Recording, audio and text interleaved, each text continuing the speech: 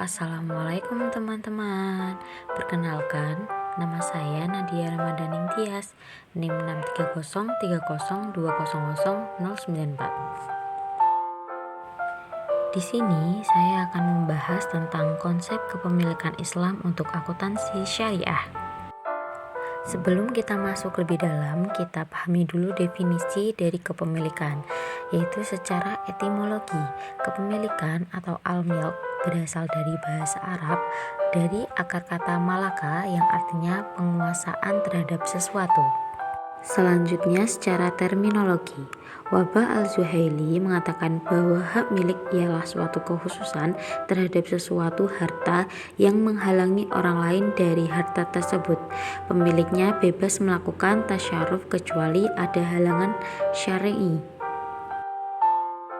Kemudian dalam konsep dasar kepemilikan, di dalam surat Al-Maidah 120 mengatakan bahwa kepunyaan Allah lah kerajaan di langit dan di bumi dan apa yang ada di dalamnya, dan Dia Maha Kuasa segala sesuatu. Selain itu, dalam surat An-Nur 33 mengatakan bahwa dan berikanlah kepada mereka harta milik Allah yang telah Dia berikan kepada kalian. Dan surat Al-Hadid ayat 7 mengatakan bahwa dan nafkahkanlah apa saja yang kalian telah dijadikan oleh Allah berkuasa terhadapnya.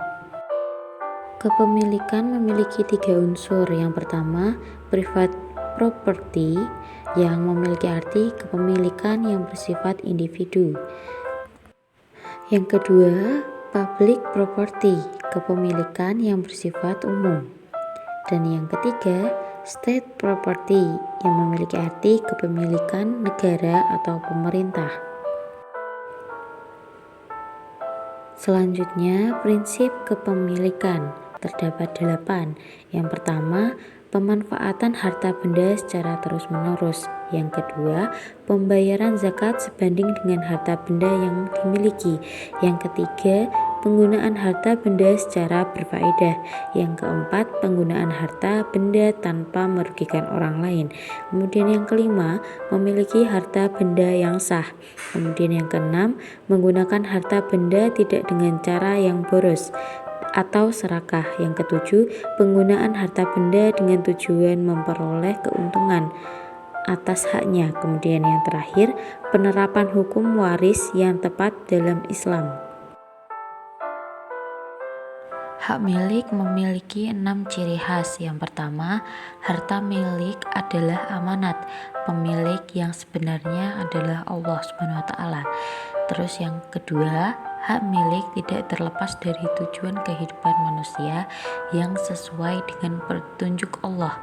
Yang ketiga, hak milik yang dibarengi dengan konsep ketuhanan menuntut manusia agar memanfaatkan barang-barang tanpa memonopolinya. Yang keempat, sasaran hak milik adalah memanfaatkan secara ekonomik. Kemudian yang kelima, hak milik pribadi sebagai hak yang diberikan oleh masyarakat sebab ia terkait erat dengan prinsip bahwa manusia adalah pemegang amanat Allah.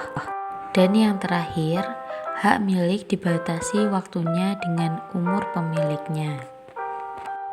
Selanjutnya, kepemilikan harta atau aktiva untuk akuntansi syariah.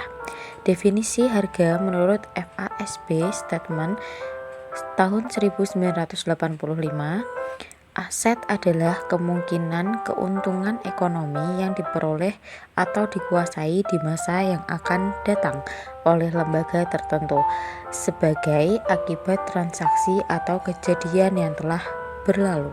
Sedangkan dalam kerangka acuan Islam, barang atau harta aktiva adalah anugerah yang diberikan oleh Allah kepada manusia yang berwujud dalam berbagai produk dan komoditas yang berguna dan baik untuk dimanfaatkannya, menimbulkan perbaikan secara material, moral, maupun spiritual pada konsumennya. Konsep penilaian aktiva. Dalam konsep ini, surat Al-An'am surat ke-6 ayat 141 yang berbunyi, "Dan dialah yang menjadikan kebun-kebun yang berjunjung dan tidak berjunjung, pohon kurma, tanaman-tanaman yang bermacam-macam buahnya, zaitun dan delima yang serupa dalam bentuk dan warnanya, dan tidak sama rasanya. Makanlah dari buahnya yang bermacam-macam itu, bila dia berbuah, dan tunaikanlah haknya di hari memetik hasilnya." Teori kepemilikan Islam.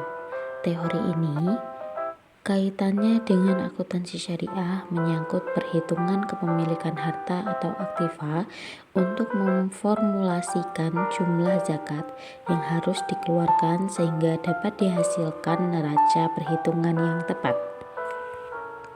Dalam konteks ini, akuntansi dapat memberikan sumbangan dalam perhitungan hasil laba dan jumlah aset yang akan dijadikan dasar pengenaan zakat, dan dasar penilaian aktiva untuk kepentingan zakat adalah current value, di mana zakat yang dibayarkan atas kepemilikan aktiva dinilai berdasarkan harga pasar saat ini.